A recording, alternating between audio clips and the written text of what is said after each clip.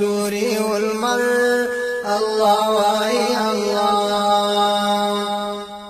السلام علیکم ورحمت الله وبرکاته. زموږ یو ورور پوښتنه کړې ده، وایي زه یو مشکل لرم، زه په وسوسو کې ډوب یم، سوچونه مې ډیر دي، په ګناهونو کې مبتلا یم، نو ستاسو څخه هیله کوم چې ماته په دې اړه معلومات راوښیي.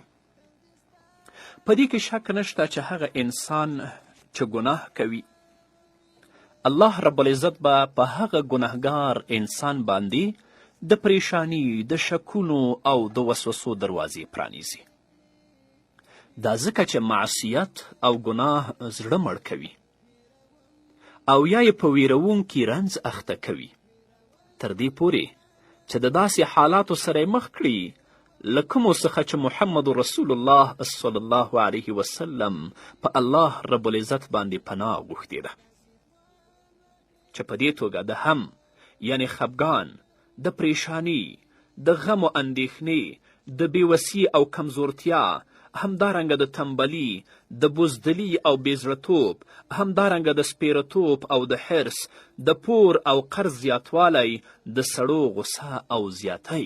یو سړی چې ګناه کوي، الله رب العزت به د دې ټولو دروازه ورته پرانیزي. نو زه تاته توصیه کوم، د یو مسلمان ورور په صفت باندې درته نصیحت کوم چې د الله رب العزت حکمونو ته، د الله رب العزت اوامرو ته غاړه کیده او ګناهونو سره مخه وکړه.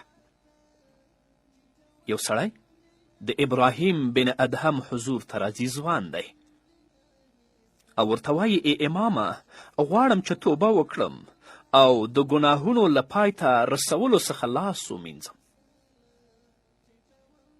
اما نن چې ګناه وکړم، چې توبه وکړم، سبا رانه بیا ګناه کیږي، بله ورځ رانه بیا ګناه کیږي، بیا توبه کوم، بیا رانه ګناه کیږي.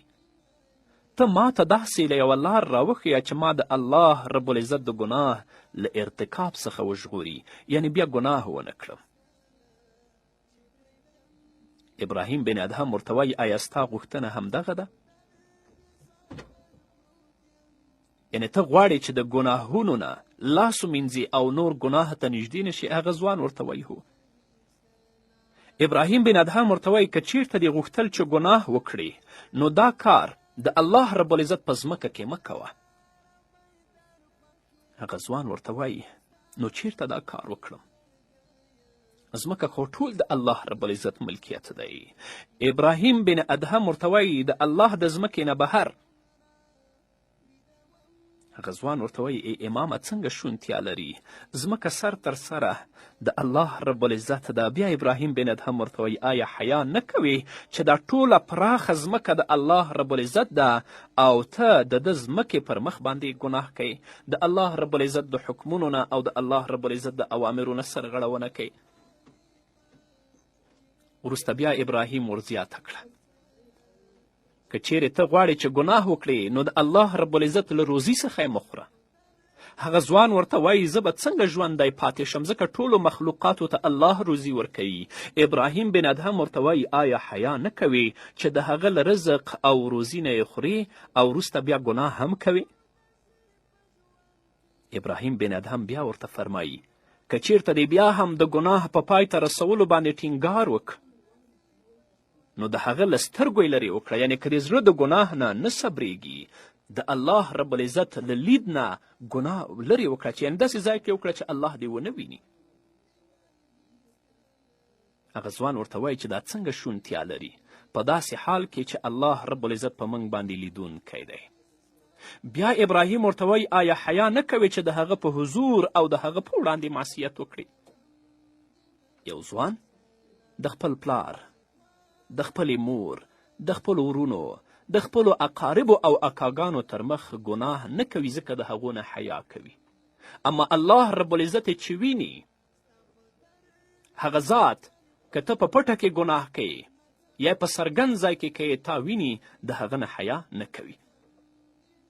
وروسته بیا ابراهیم بن ادهم ورزیاتوي نو که چیرته دې بیا هم د ګناه په پای ته رسولو باندې ټینګار وکړه، نو بیا د دوزخ څوکیداران او ساتونکي چې کله په تا پسې راغلل هغوی ته وایه چې زه له تاسو سره نه ځم.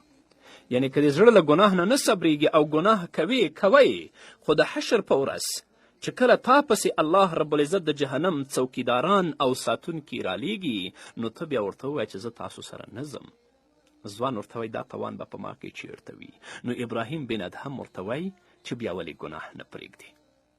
نو که تا ګناه پرېښودله الله به دې د وسوسو نه وساتي، د شکونو نه به دې وساتي، د پریشاني نه به دې وساتي، د غم او د فکر نه به دې وساتي.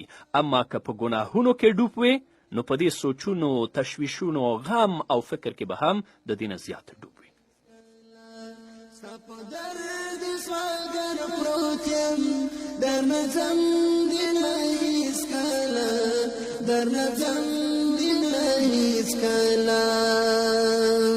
ای په دین مین اولسا ای حسین سمسور وطنا ای په دین مین اولسا ای حسین سمسور وطنا